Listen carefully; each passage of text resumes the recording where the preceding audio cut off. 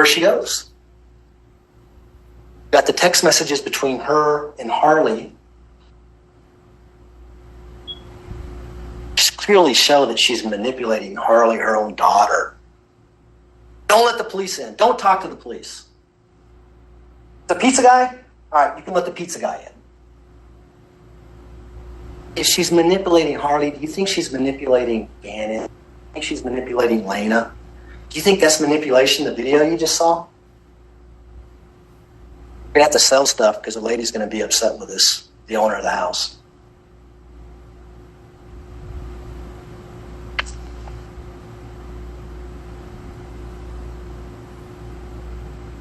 Goes to the S-curve in Palmer Lake. You know that at 9:23 p.m. She's there for at least 5 minutes. We don't know why actually she's there. We know that the board was found there sometime in mid-February when we started searching there based on the information we had from her Life 360 and the telematics. We know that board had Gannon's blood on it. DNA matched it. Why is she going out to hide the body there? I don't know. Probably because it's a good location. She can't keep it in the Tiguan. She know right from wrong? At 12 a.m., 28th into the 29th, Harley drives out to her employment to pick her up. They leave the Tiguan there overnight. This whole time while she's missing and dumping Deanna's body up in Palmer Lake, Detective Bethel is trying to get her to come in for an interview. Remember that? Stauchs trying to call her to get in for an interview.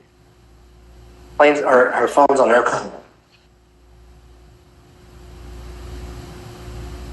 The next morning, Harley drives her to the airport. They drop off the keys to the Kia. When I say drop it off, they threw the keys to the Kia to an attendant, left. That rational thinking? That's someone who didn't want to get caught? Text at 10:25 a.m. on the 29th. I'm on my way to Detective Bethel. The interview. Takes her over an hour and a half to get there. We know that the car is washed on the way. You saw photos of the water dripping off of it when she gets there. The interview she gives, you watched it. I'm not going to get into all the details. I just want to emphasize that she plants seeds. The suitcase is critical. Who says that? I think it was Eduardo at this time. Eduardo also took a suitcase when he took Gannon. She knows where the suitcase is at up in Palmer Lake.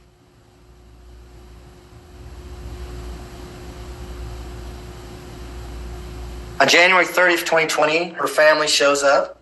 Dakota Lowry, Brenda Awkward, and Deborah Locklear, her mother. Flying to Denver, they rent that Nissan Altima and drive down to Colorado Springs. They pick them up, take them to the Extended Stay Suites Hotel. The next morning, they rent that van, Brenda Awkward does, to collect their stuff at the house. They get her suitcase, including that red or pink suitcase that we recover in South Carolina that has blood on it that happens to match Gannon, with a blanket inside it that happens to match Gannon. Pretty strong evidence. You got blood of the victim that you just killed with you when you're arrested on March 2nd? But what happens after they load things up? We know the suitcase was not there because the police were checking everything that came out of that house. We also know what Dakota said about when they exchanged vans, that he saw that very same green suitcase that was under the bridge that day, and she says she had softball equipment in it. But when she gives the interview with the KKTV reporter at 12:10 p.m., well, let's just look at her words. What are her words? We can play this video.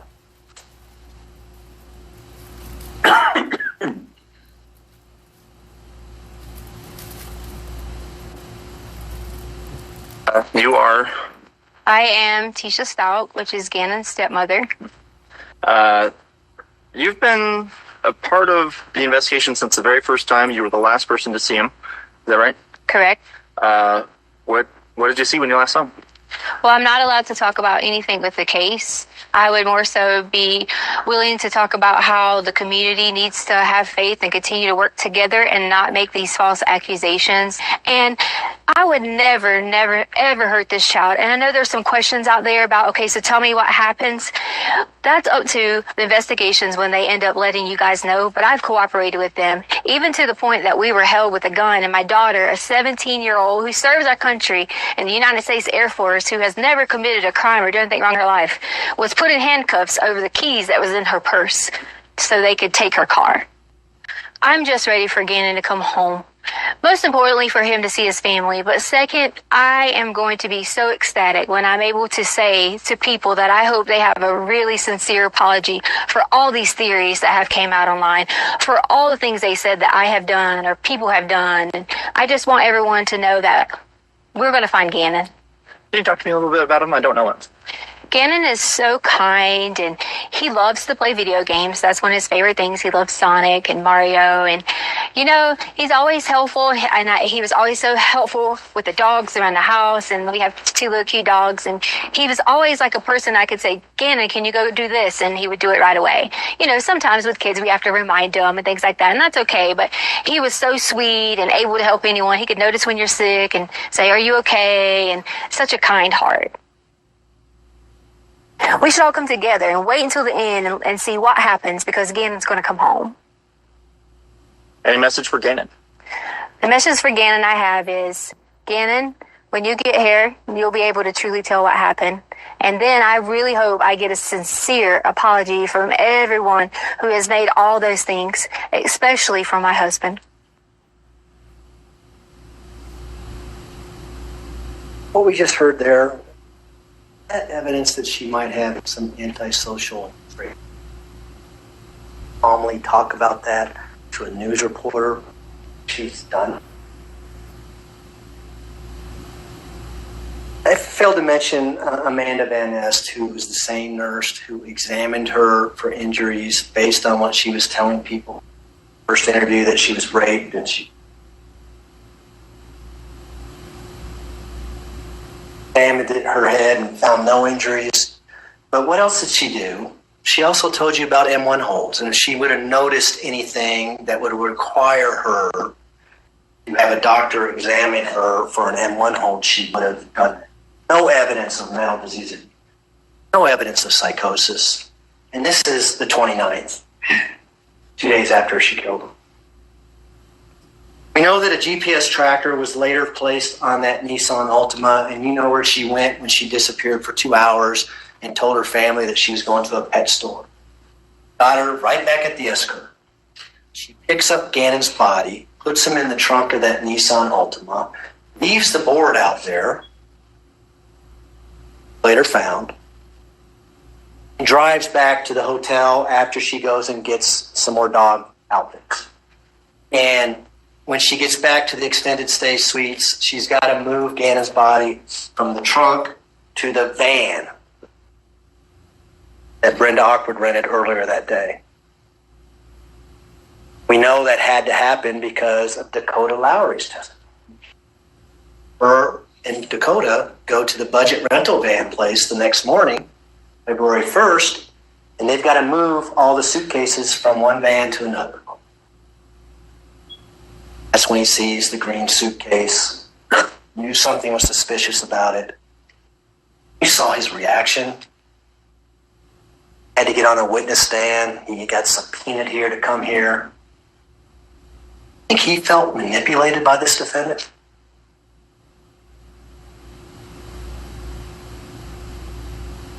You know the rest of the story. She drives across country with Harley. She's using the Ford Motor Company to check in the hotels. They got a little scheme you saw in video. Harley would go in with the dogs. She'd check in as one person. All rational thinking. It's also by social personality traits, perhaps. They drive all the way to Florida. They get there February 4th. Another divine intervention. The power up at 4:36 in the morning in between the hotel and where Gannon's body is found. Every 24 or 25 hours it happens. It happens at that moment. That tells you that van is on the move in the middle of the night. Tells you she dumped Gannon's body that night or the early morning hours of February 4th. I'm going to go through fast now because I've been talking way too long.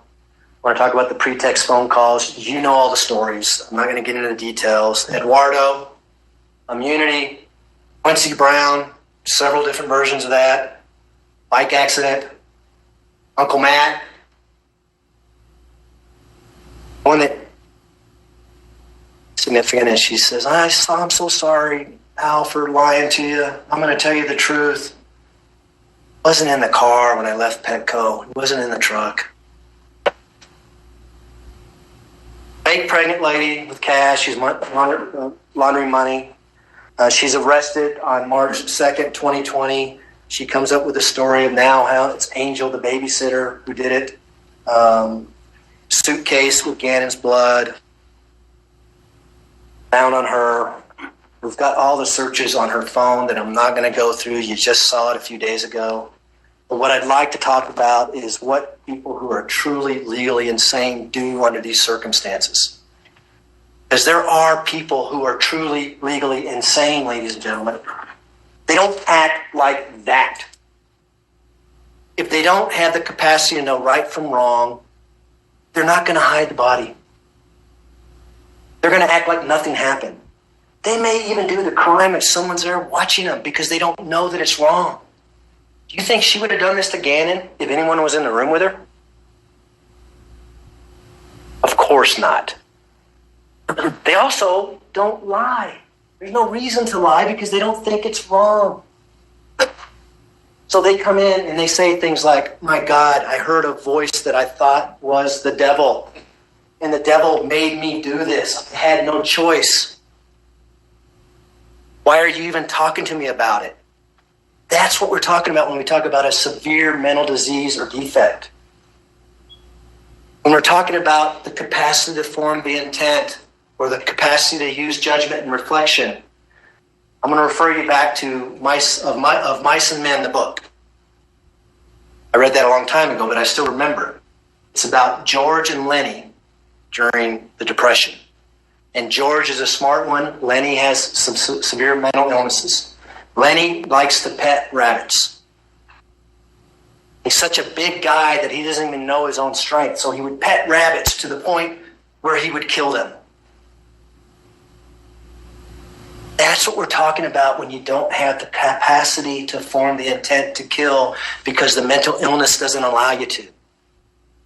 We're not talking about someone who makes choices to get weapons to kill with. I appreciate your patience. I know I've talked a long time here, much longer than I thought, and I apologize for that. There's only one right verdict in this case. That's guilty to each and every charge that she's charged with. First-degree murder after deliberation, first-degree murder child under the age of 12, tampering with the deceased body, and tampering with physical evidence.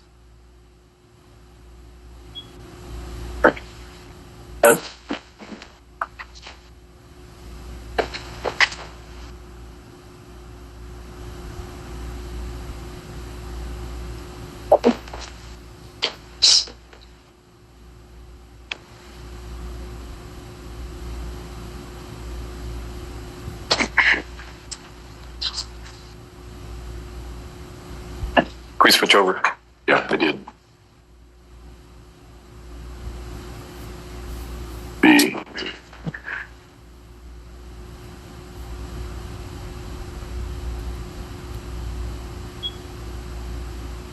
Oh, whoops, wrong one. Sorry, my bad. There you go. The one thing they cannot answer, because there is no answer, is motive. Motive for why this happened. Motive how we can go from this picture on a hike up at Garden of the Gods, loving, kind, to less than 24 hours later. Brutal rage. 18 stab wounds. 4 blunt force trauma. Shot. This wasn't a pre-planned calculated killing for some gain. This was a psychotic break fueled by rage, attacking a demon from the past. They cannot come up with a motive because there is no motive that makes sense, ladies and gentlemen. They have tried. They have spent hundreds, if not thousands of hours trying to come up with one. They have gone through phones. They have gone through iCloud accounts. They have gone through Facebook messages. They've interviewed everybody who they could possibly think of to try to find some motive. None of what they have done in this, the biggest investigation in the history of El Paso County, has come up with a motive. No one who they have ever interviewed has ever said that she ever had a problem with Gannon. No one who they have ever interviewed has ever said she was ever mean to Gannon. No one who they've ever interviewed or come across anything has said she's ever done anything wrong to Gannon until that horrible day when this happens. That is the evidence, and the most strong evidence to know this was not premeditated murder. This is a psychotic break. That is the only thing that makes sense. And when you can pull yourself back and peel back the layers of the anger over the act, at the anger over the deceit in which it happened, at the anger over Gannon's body being driven all the way to Florida, when we take those emotions back and we try to look at this rationally, the only thing that possibly makes sense is a psychotic break. There is no other rational explanation to understand why this happened other than that. He was a special needs teacher, elementary needs teacher. That's what she'd been her entire life, working with kids with special needs. She was a mother to Harley, did everything she possibly could for Harley. She was a wife to Al, and she was tried to be the best stepmother she could be to these kids. So much so that she was left with the kids for very long periods of time. In the months preceding this, when Al had gone up to Alaska, he had left his two kids in her care. He was gone. We were about as far across the country as you could possibly get. And based upon his relationship with her, based upon him seeing her as a loving stepmom, felt comfortable leaving his children with her alone in South Carolina. And he did that because he knew her, and he saw that relationship she had with Gannon, and he felt comfortable based upon what he had seen with her. And he felt comfortable enough that when this was going on, he felt comfortable enough to leave to go to Oklahoma. Because what he had seen and what this photo shows is they had a loving relationship together until the evidence shows that she had a psychotic break. That something, mental illness from her past, got triggered, and there's a temporary period of psychosis. That's the only rational explanation that had been presented. And there's nothing else that they can come up with as far as motive. Ladies and gentlemen, does it make sense that she may have Google searched maybe moving to Florida? Yeah. People have problems in marriages. Do people fantasize some about getting out by Googling stuff? But how would brutally murdering Gannon, how would stabbing him 18 different times facilitate that move? It wasn't. There's no rational basis behind the murder other than psychosis. The fact that she may have years before at some point in time done one Google search out of 1,000 saying, I don't like my stepson, that's not what I see there in that picture. That's not what I see there going on in the days leading up to this horrible tragedy. What it does seem to indicate, ladies and gentlemen, if we start looking at this time frame, looking at the reliable evidence that we have in front of us, is that somehow that fire set off some type of trigger. Maybe some type of trigger that had been disassociated long ago. But we have her starting meltdown. Meltdown right after this fire. Ladies and gentlemen, Dr. Lewis used the term wacky a lot. Maybe not the most scientific term, but when something seems irrational, when something doesn't seem to make sense, we have to consider mental illness. We have to consider possible psychosis. I would say that video that you heard up there, listen to the tenor of her voice. Listen to what she is saying. She says, I'm freaked out. And when you listen to her voice, she is freaked out. And she's saying irrational stuff like, we're going to have to sell the sofa. Stuff like that to Gannon. That makes no sense there whatsoever. And then, importantly, ladies and gentlemen, we also see mania starting to settle in when we start looking at these timelines specifically. Up there, they're texting back and forth. 10:15, Harley comes home. 10:24, 11:30, she's still talking to Al.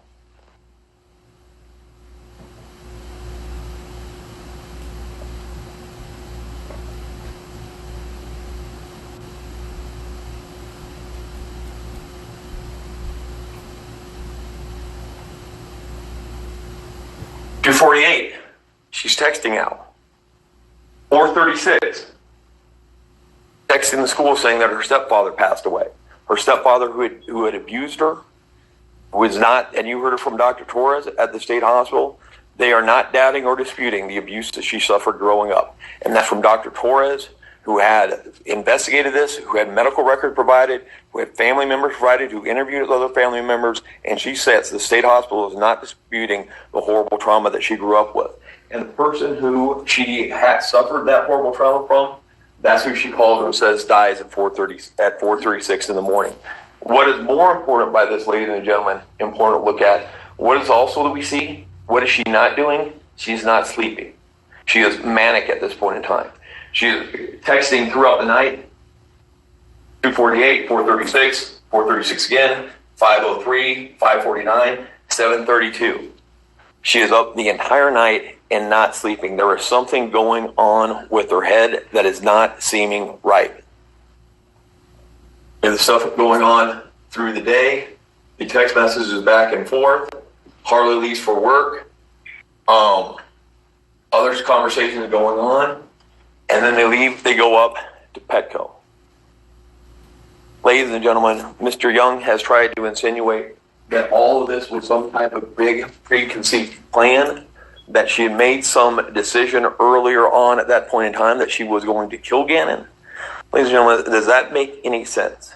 If she had decided at that point, early in the day, when everybody else leaves, Harley's left for work, she's just there alone with Gannon by herself, if there was a decision that was made that for some reason they cannot explain that she was going to brutally murder him, why is she taking him in the car and going up to Petco to buy Valentine's Day outfits for the dogs? That makes absolutely no sense why she would push back a timeline to just an hour or so before Lena got home, for some reason, unbeknownst to anybody, commit this brutally horrific act. Mr. Young tried to comment a lot about the hydrocodone. Be very careful when they try to put facts in their opinion or what they would like them to be that was not provided by any of the witness testimony. Dr. Ignacio testified that there was hydrocodone in his system. She never made any assertions about how much, whether it was a dangerous level, whether it was inappropriate, whether it would have been affecting him whatsoever that way. All she said is, this was a tox screen, this came back. That's Mr. Young's opinion that somehow this was an overdose of hydrocodone, but there was no evidence of that by their expert. And there is no basis that would be for a brutal, horrible attack on a young 11-year-old boy that she'd just been hiking with up there 24 hours earlier. Something is going on in her mind. Something is there losing it.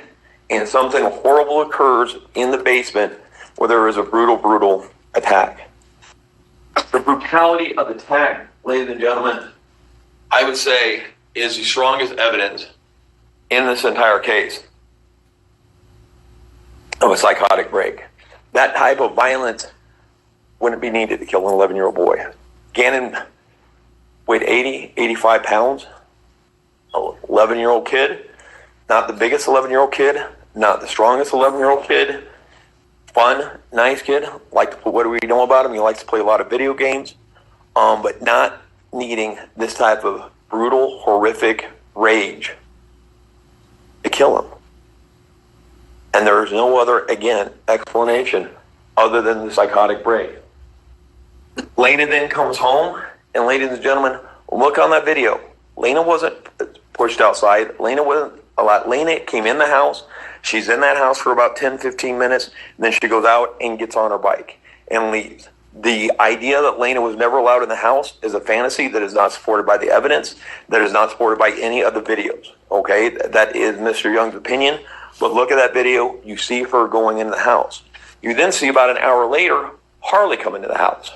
And we know that Harley came in the house, and Harley actually went down in the basement. Why do we know that? Because she changes out of her uniform before going to the dollar store. So there is nothing in there that these kids were kept out of this house, and there is nothing to indicate that this was pre-planned that would keep this type of information away from them. What is going on in her head? We don't know. But here's the important thing, and here's what Mr. Young is trying to do. He is trying to introduce antisocial personality disorder into this. Because I would state to you, ladies and gentlemen, there are only two things that account for her actions at this point in time, for the remainder of this day and the days preceding, is either disassociation, where she has put that memory of this brutal attack of what she did to Gannon someplace that she doesn't have access to, and she doesn't understand what's going on or where Gannon is, or what she had done to him, or antisocial personality disorder, that she's some type of psychopath. Mr. Young, remember back to Dr. Torres, tried to interject many times with Dr. Torres the possibility of antisocial personality disorder, and Dr. Torres was firm. No, she does not meet the criteria for antisocial personality disorder. One, there's no past criminality with her. That's an element that you need for antisocial personality disorder.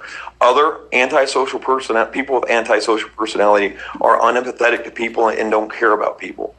Again, for her entire career, she was a special needs teacher, teaching kids, helping kids who have disabilities. Through her whole life, that had been her career. That is not a psychopath with antisocial personality disorder. That it could be somebody with a dissociative disorder, either DID